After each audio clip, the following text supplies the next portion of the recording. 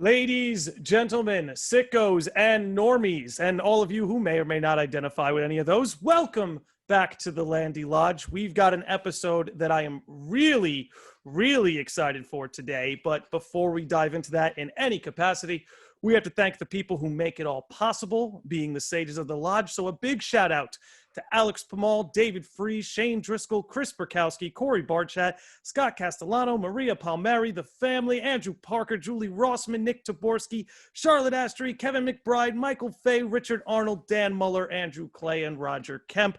All of you, thank you very much. This could not be possible without you, and your good fortune has brought somebody in today who I've been following for a little while. He sparked the imagination, as the Kingdom Hearts fan base so often does. Steph Cast from YouTube. Steph, what's going on, man? Welcome. Oh man, it's good to be here. Well, yeah, we're here. We're here to talk about some great stuff. We're here to talk about what needs to be talked about, because there's another side to every story. But yes, guys, I'm Steph Cast. Do Kingdom Hearts here on YouTube, and yeah, that's pretty much what I cover on that channel. But yes, first off, thank you so much, Landi Lodge. Nick, thank you so much for having me. But we have another side of the story to tell, man. We have absolutely some good stuff. And I think it's worth, I want to mention, you actually inspired this idea when I jumped into one of your videos where the title was simple. I think it was just along the lines of, Terra's a good character. And I was like, yeah. Goddamn right he is. So, I hopped in and I was like, okay, he gets it. I need to have him on. I shot you an email and now the magic's happening. Yeah, definitely. What sparked the title was kind of what we have discussed before, just kind of the whole narrative that Terra is whack, because I mean, man, when I went back on my when I played BBS again, and I always encourage, people that watch me, I always encourage them, play the games that you're not too crazy about. Just play them again. Play them again, because I swear, it's like Kingdom Hearts is so good with little details. And it's like when you go back with a playthrough, you enjoy something so much more, because just like a movie, just like a movie or a song, you might see something, you might hear something that you didn't the first time, and it means that much, just to where it could change a lot of your initial opinions. But yeah, Terra is a good character. Yes. I think he's a great character. I think a lot of the conversations the series is trying to have actually happen through him. I mean, it's no accident that this is who Xehanort chose. This was obviously a person of substance, naive, but definitely a person of substance. So I don't know where you want to start. I don't want to go through the chronology of Terras Arc, but I guess what we can start saying is the battle between light and dark, to me, is told best through Terra's character. I mean, I think Riku is another very good example of this. Obviously, they both have redemption arcs here. Right. But I think everything that transpires in Birth by Sleep, when you're talking about, the Mark of Mastery exam, and, Ericus obviously has his feelings about the darkness. He thinks it's something that should be eradicated. While we have Xehanort over here, who's supposed to be the villain, who's looking for balance. And then you have Terra, who he's got darkness in him. And It's not like he's just going to make that darkness go away, And I can't help but feel like the relationship between him and Ericus and the way that it evolves, as we all know who played Birth by Sleep, he strikes down his own master. But that scene to me, and I think we talked about this briefly, is very profound to me, because it all came because Ericus wanted to strike down Ventus. Right. And then Terra's darkness manifests when he's protecting Ventus. So it's justified. It's justified for sure. And where Kingdom Hearts kind of has, I don't want to say they've put this idea forward, but many people interpret light good, dark bad. That's just like the conventional way of looking at this. Right. But Terra's character kind of introduces that the idea is a little bit more complex than that, right? For sure. I mean, everything that you just said lays out a lot of good points for me to touch on. First, the first thing that really stuck out was the Riku, when you talked about Riku. So let's think about Terra, right? So Terra gets a bad rap for being naive. You said that as well. You said he was naive, and he is. Let's be honest. He is naive, but here's the great thing about Terra. And then I'll touch on why he kind of is, the Riku comparisons there. Terra is human, and I think that is what makes his character so interesting and so that's why I love Terra from the get-go, because Terra, he made mistakes. We have to acknowledge that. He did make mistakes. But think about this. One vital moment in Birth by Sleep for me, and I don't know if you can like just like touch on this from if you remember this, but I was like, damn, that's like he's not as bad as what people are saying when it comes to being naive. So Master Xehanort and Braig and Terra were all in one scene in Radiant Garden. Basically, Braig was like, yo, I got Master Xehanort up here. Master Xehanort was tied up to that pole, and he was like, save me. You know what I'm saying? And Terra only basically that, imagine just going through that. I know it's kind of like an extra step. You're playing a game, you obviously know it's not real, but imagine being in Terra's shoes. You see someone who not only did Master Ericus, they are best friends. Master Ericus kind of gave Xehanort the green light. He's good. You can trust him. He told that to Terra in a sense, not necessarily exactly, but he did. He gave him the green light, like Master Xehanort, you know, he's not bad. I know there was a little bit of like Ericus knew Xehanort was up to no good at a certain point in Birth by Sleep, but to get to the point, Xehanort was tied up. Terra was defending Xehanort, fought off Braig, and then that's when Xehanort was like, hey, he was feeding into Terra's, like, I guess he was giving Terra validation. He was like, Ericus doesn't see what I see in you. You're a master. You're master, Terra. I see the potential in you. And he was just saying like, yo, I see everything that Ericus doesn't, and I know that you didn't get the Mark of Master, you didn't meet your goals, but I would have gave you that. And Xehanort was playing chess the whole time. Xehanort knew how to play Terra, he knew how to play Ericus, and Terra was the victim. Although, yes, although he did make mistakes, and just want to touch on that part. Yeah, he made mistakes, and then he ends up, that's when kind of he ended up joining Xehanort at that moment. But if you kind of see the level of events that had to take place, he had to see Xehanort tied up. He had to see Xehanort being a victim for him to be like, okay, I can trust Xehanort because clearly he's not bad. I mean, look at this person. They're trying to take him down and all this stuff. And then let's touch on, so that's kind of why I feel like Terra did join Xehanort right there, because I just want to add to your point with all of this is we have to remember something. He's a kid, man. Like he's what, 17 years old, and it's like he's a freaking kid. If anybody out there listening has ever pursued a dream, right? And imagine being 17, 18, and you're pursuing a dream, and someone tells you you're not good enough. You were taking some sort of mastery exam to see if you would qualify. You were told you're not good enough, and you're 17, 18. And if you remember in the scene, Terra says he needs time alone. He's obviously having emotions that he needs to process. Dude, yeah, and he was so talented. And dude, and his best friend made it. His best friend made it. Yes. Yeah, but keep going, bro. Yeah, his best friend made it. I was just going to say, when I was 17, if somebody came along and fed into my ego and was like, nah, the thing you're doing wrong, it's actually right. People just don't understand you. It's like, I'd fall for that a million times at 17 years old. You know what I'm saying? And it's like, and we're dealing with fucking Master Xehanort, some 4D chess playing sociopath. I know, Of course, Terra's psyche never stood a chance. He's a kid. He's a kid that wants to prove himself, but his heart's in the right place. He just made the wrong move at the wrong time, and then people said, "You're stupid." But you know what? To touch on what you said about Riku, that is so cool. It's so cool to see Riku, because let's remember Riku from Kingdom Hearts 1 faced a lot of the same obstacles that Terra did. But let's think about this. Riku literally just was going down a dark path. Once Riku and Sora got split up on Destiny Islands, Riku started going down the dark path. Sora started going down, I'm going to save everybody, that path.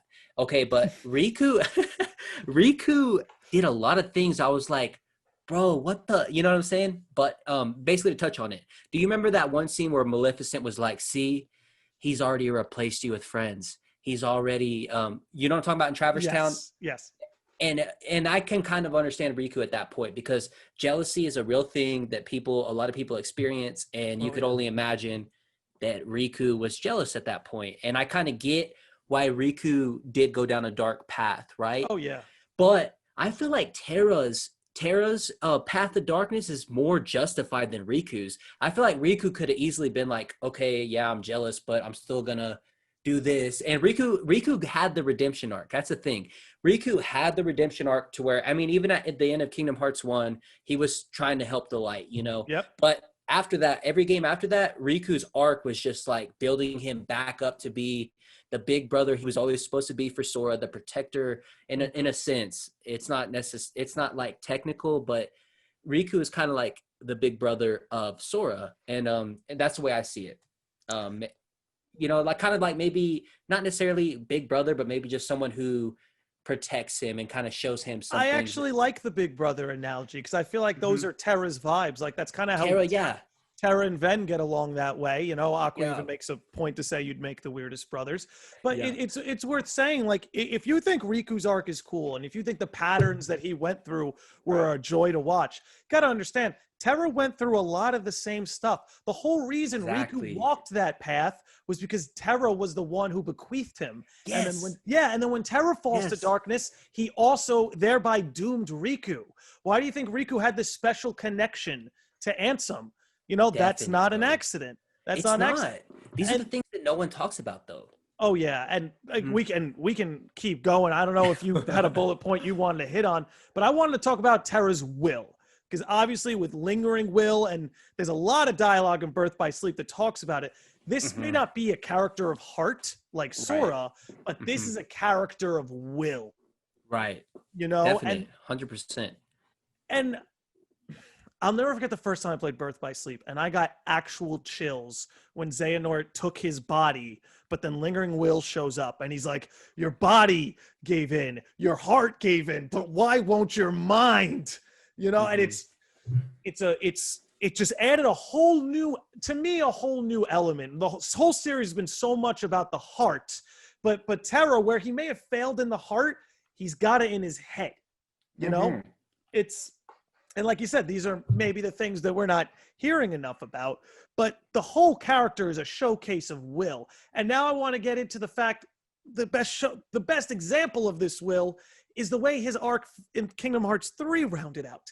I mean, this guy sat in the shadows, literally waiting for his opportune time. And then when he rips off that fucking mask, and dude, like, I know. one day I will set this right. I started screaming, bro. I couldn't believe. Bro. Like, that was one of the most hype moments I've ever experienced in a game. Chills, literally chills. And that's what I'm saying, is like, this character has delivered so much of that. He expands the conversation of light and darkness. He expands a human soul beyond their heart into their minds, their will. I look at a character who defined the Xehanort arc. I know. I don't know the way about it. He's so overlooked. It's not okay. And I'm glad that we find it's cool, because when we're talking to each other, you can just, it's like we're like, it's two heads are better than one. Exactly. But yeah, man, the whole, I'll tell you a little brief story about the Guardian thing. So, okay. So when I played KH3, I had knowledge of Kingdom Hearts. I would say I wasn't a mediocre fan, but I would say I was a really solid fan.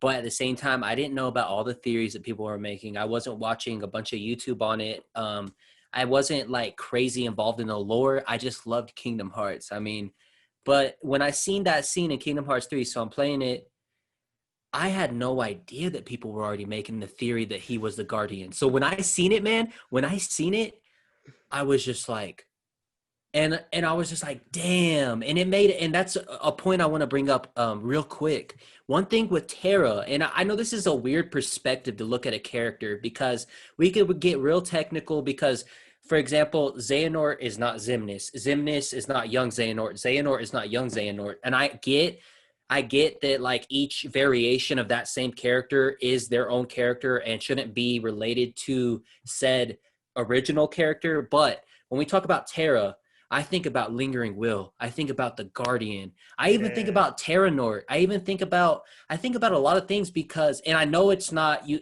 they're different characters. I do understand, but especially Lingering Will, like you said, man, his mind, it's almost like his big brother came out of him, and like it was still in his mind, and then he's still fighting his mind. And just like I think the symbolism and the story that Nomura and other people that work with Square, people working on the Kingdom Hearts game, the story they wanted to portray there is, hey, we all make mistakes, but there are some people, even when they make these terrible mistakes, they go down this road, sometimes even then, the best part of them will stay to fight. Like you said, his will, the Hmm. power of will.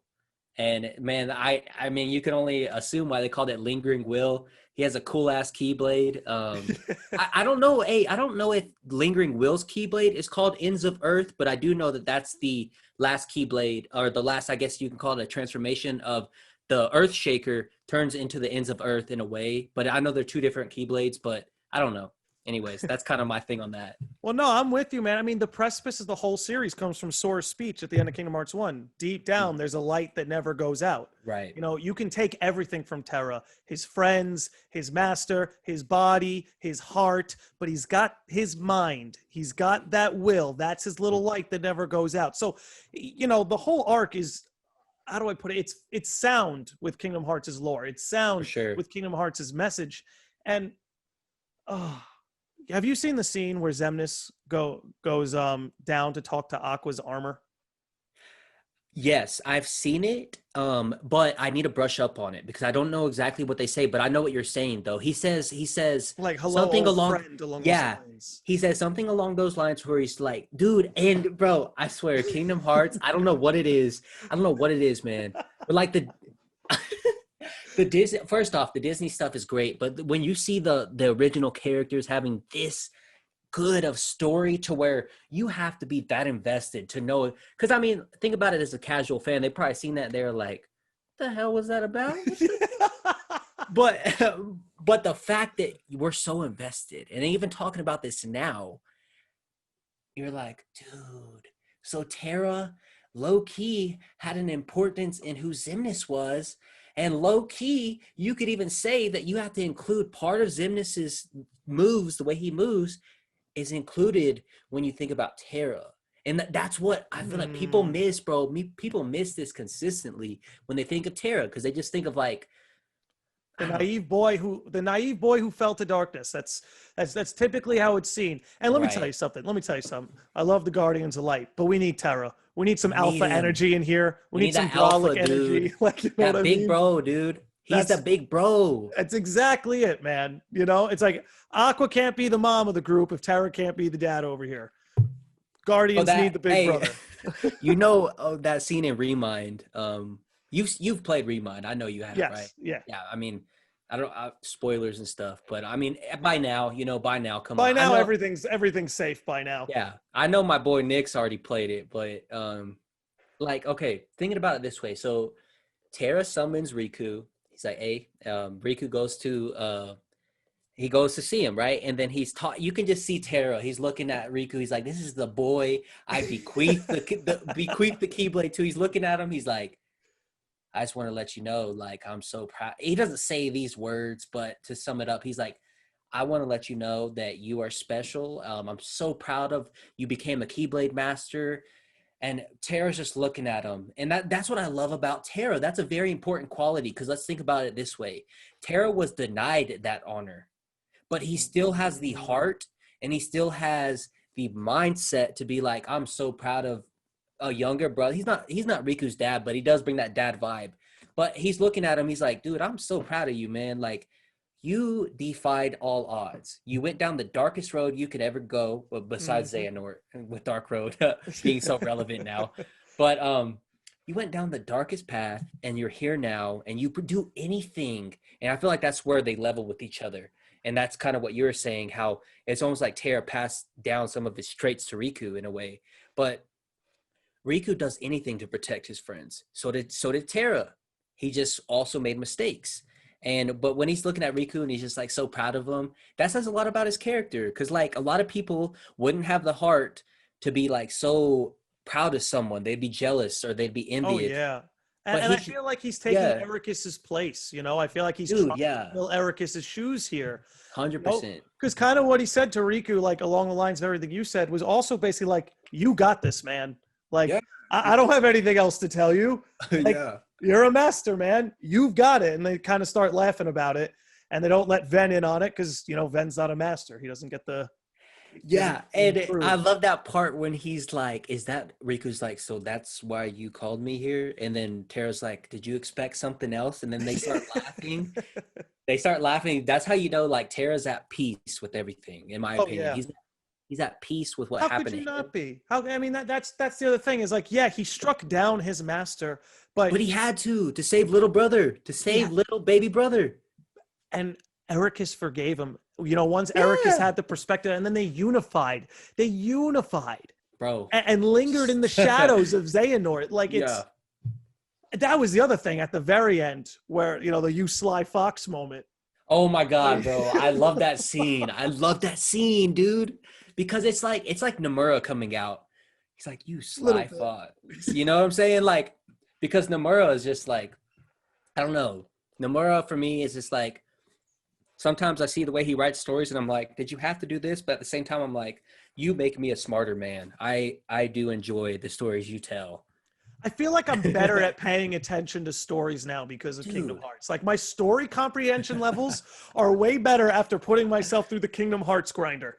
There's no way around it. 100%, yeah. And it's worth it because there's payoff for these characters, right? You know, yeah. If anything amplified Terra's arc, it's that this guy was doomed for like 15 years.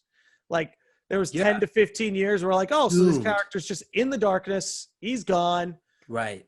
Even worse, you know, it's not even like he was in the realm of darkness like Aqua and they knew where to rescue him. He was just straight up possessed. His body and heart were taken, you know, and he found a way back through unifying with his master.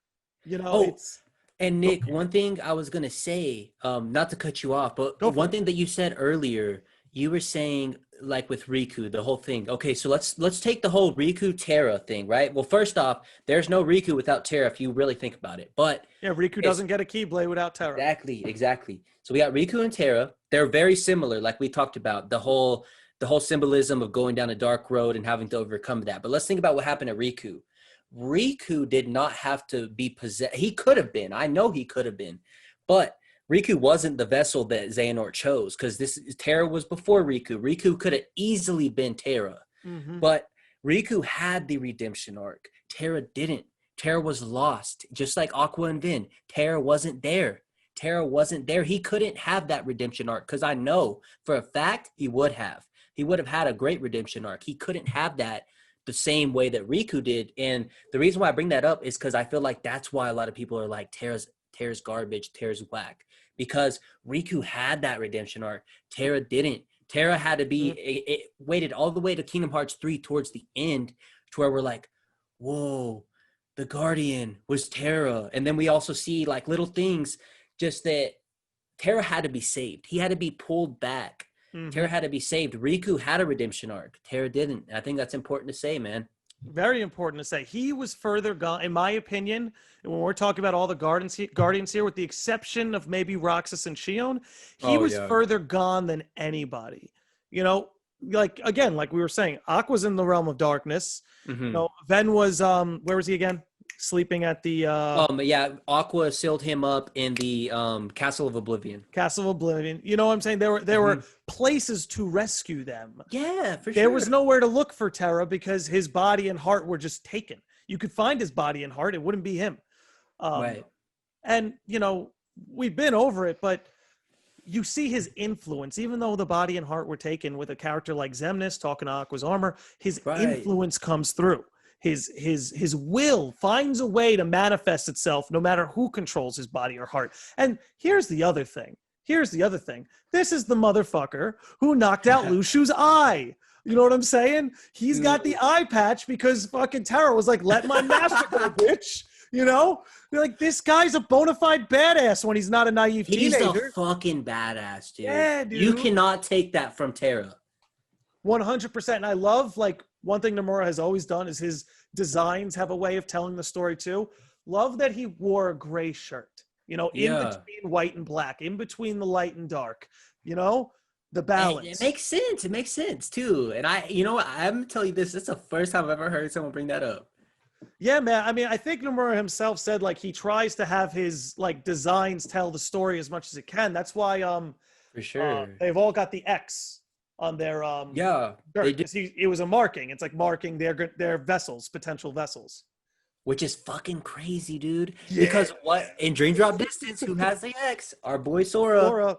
Because he was supposed to be a vessel. That's my thing. No one holds it against Sora for being taken and for falling to Xehanort's schemes. Dude. Nobody holds it on Sora. I love Sora. He's my favorite, but he's easy to be our favorite. He's literally, he's everything. Like he's the main. But like, dude, I'm so glad we have this like similar passion for Terra because the community needs us. The community needs us to show us. I still understand if y'all don't agree necessarily. Yeah, we respect a differentiating opinion. Definitely. If you have one, please share it with us. 100%, I understand. I would never be like, you're dumb, you're stupid.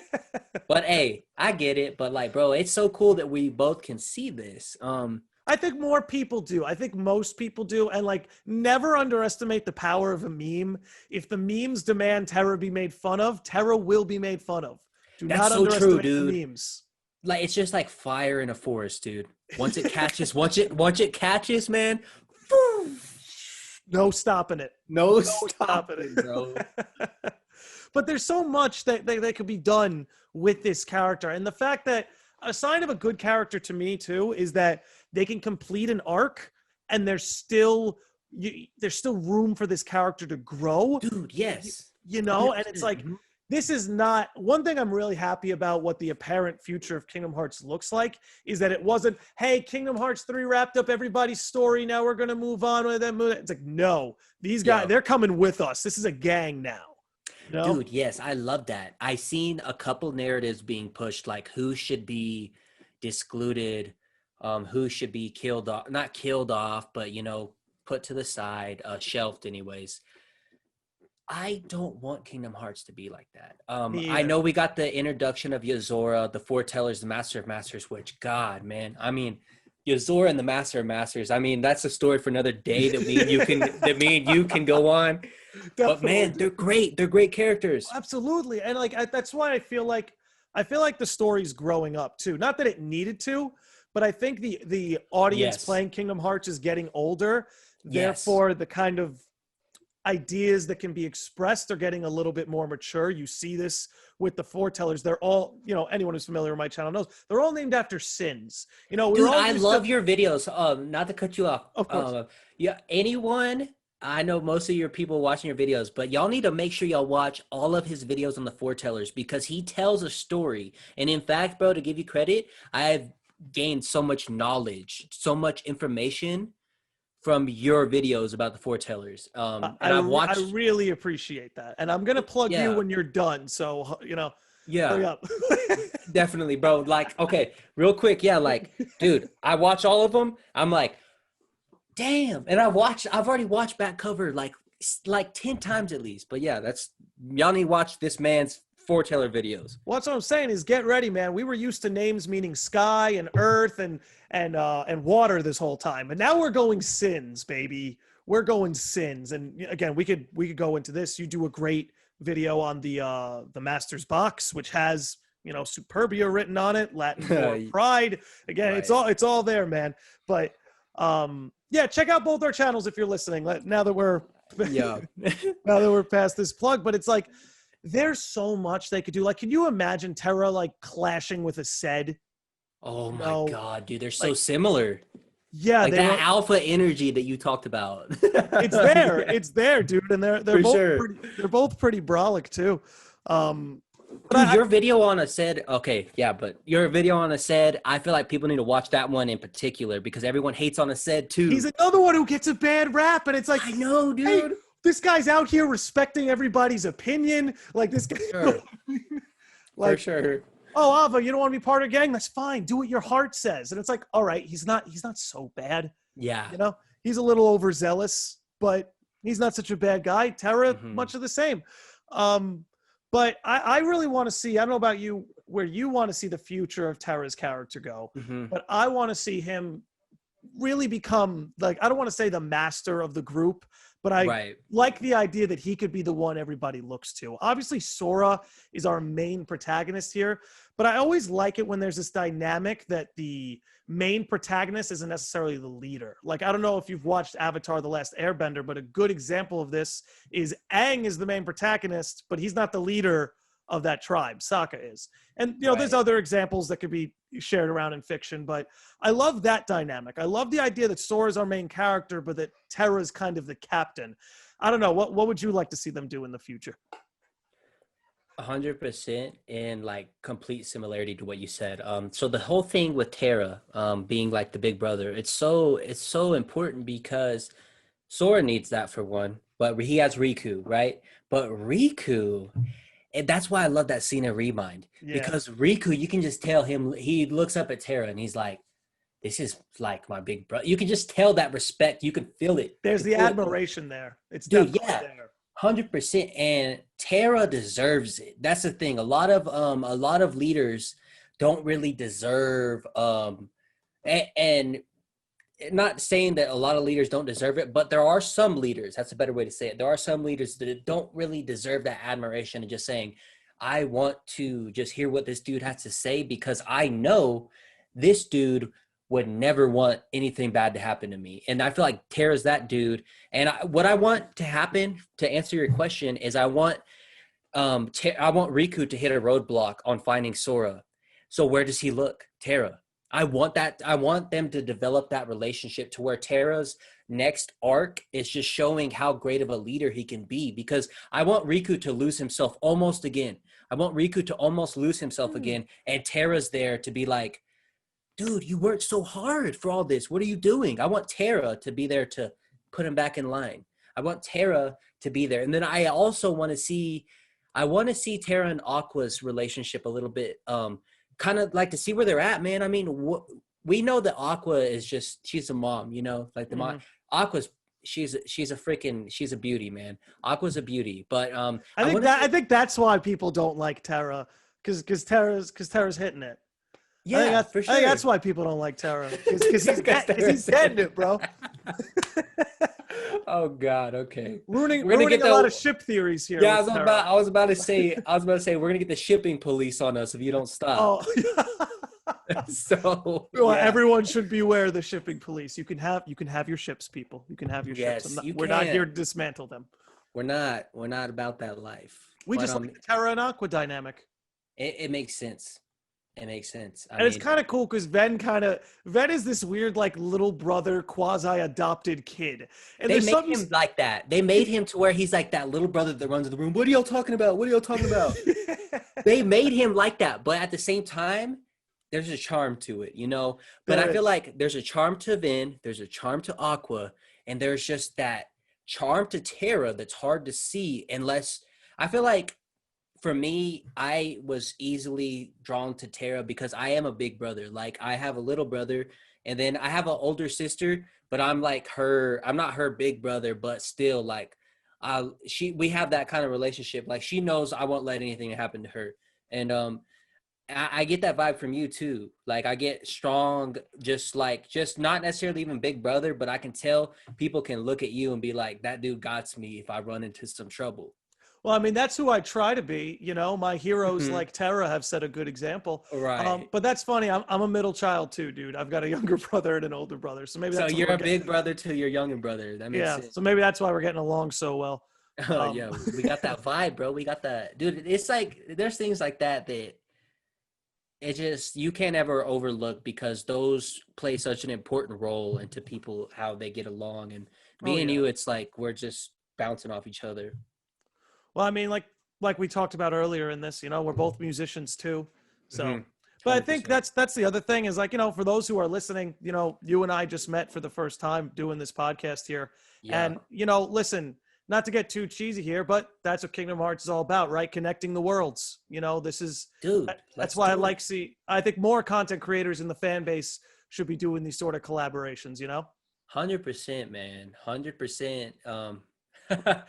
I mean, dude, I couldn't have said it better. I mean, getting to talk to you. This is the most fun I've had in a very long time. And we're talking about Terra, a character that gets a bad rap. But we Yeah. And look, listen. I don't know. This might freak. I know it started freaking me out. But this is episode number 73. Wow. 7 and 3, two very Kingdom Hearts numbers. Oh. And this is actually the first like Kingdom Hearts based podcast my podcast has done. Dude, are you serious? Yeah, for real. I've seen your Kingdom Hearts content. I've seen that, but like I was watching your Marvel podcast and stuff. The one of the more frequent ones you had. Yeah. Dude, I didn't know you never done a Kingdom Hearts podcast. I mean, what I used to do, just to get a little off topic here, but what I used to do is I had like content creators from where I'm from come on, and that was good for a long while, but I found myself really enjoying the gaming conversations a lot and like sort of all the nerd culture topics, and then I started making the gaming videos, and those were a lot of fun to make. So I was like, you know what, I'm going to kind of turn the whole project in this direction. So that's how we've ended up here.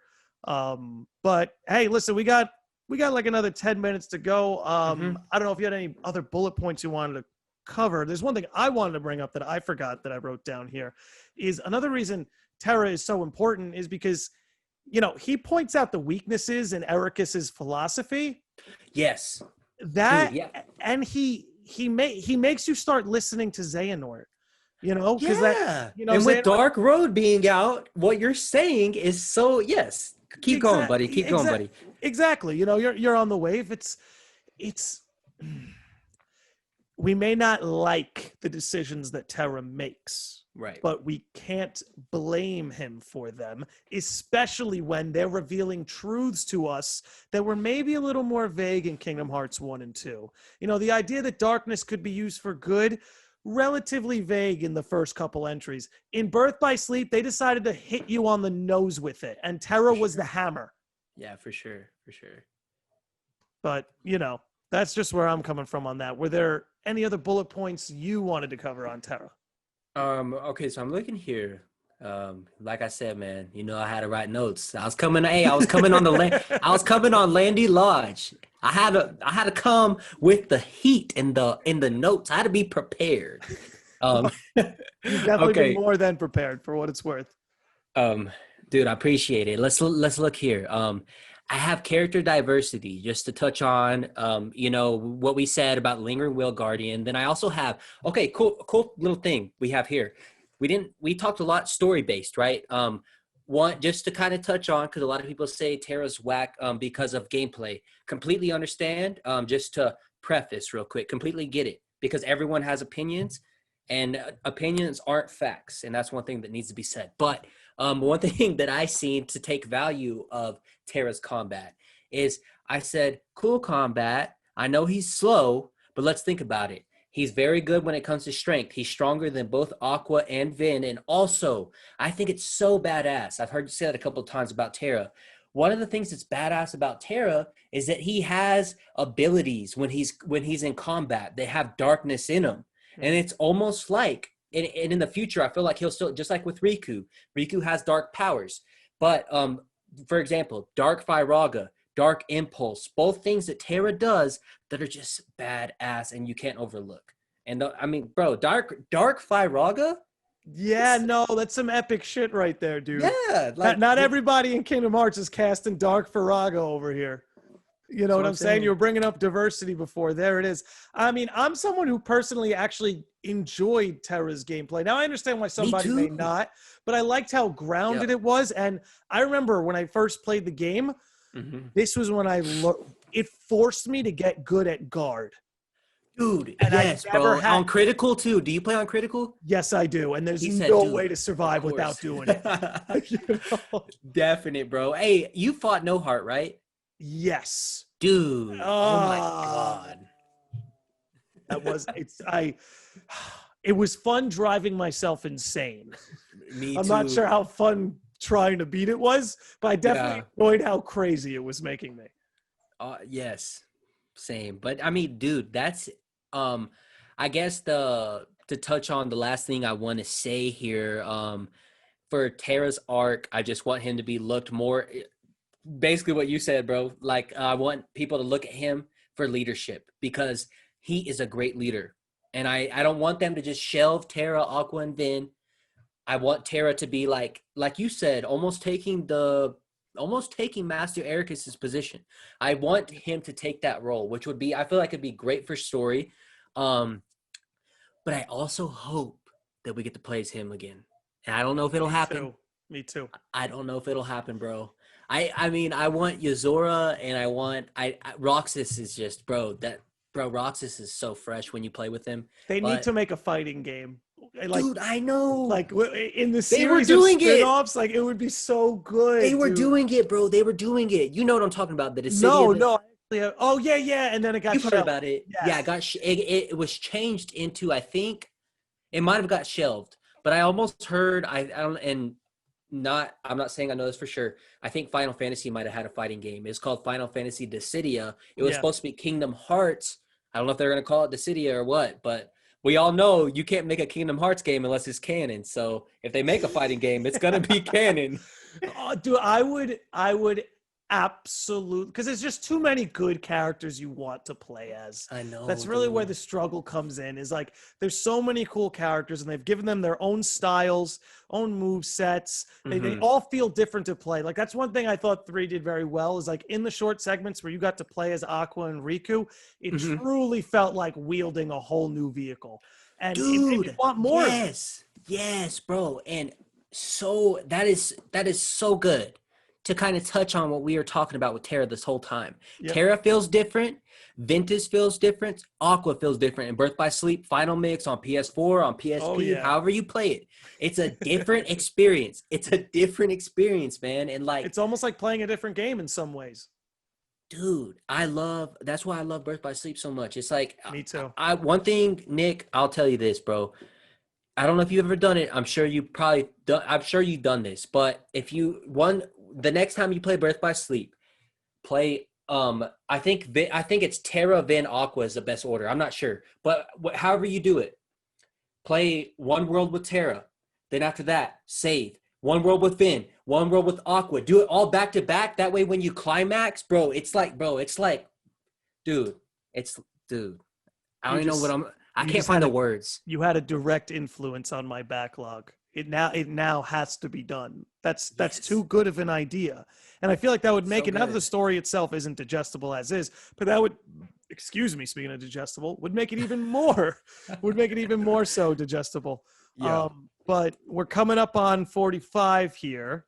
I want to give you some time to sort of close this out, but also plug your channel, let people know what you got going on. Take your time with it. The floor is yours. Maybe one last closing statement on Terra, and then we can wrap this all up. Okay, cool. I mean, guys, I get it if you don't if Terra's not your favorite. That's 100%. I mean, me and the Landi Lodge, we're not trying to do that in any way. We're just trying to give Terra a voice, in a way, but Terra's a good character. This is why. I hope you enjoyed it. And also, thank you so much, man, for having me. It's been a blast. Truly. It's been a blast. Dude, I had a great time. We're going to have to do it again. I know. I already know. We're going to have to do this again. But yeah, man, StephCast, I do Kingdom Hearts content. I try to do daily uploads.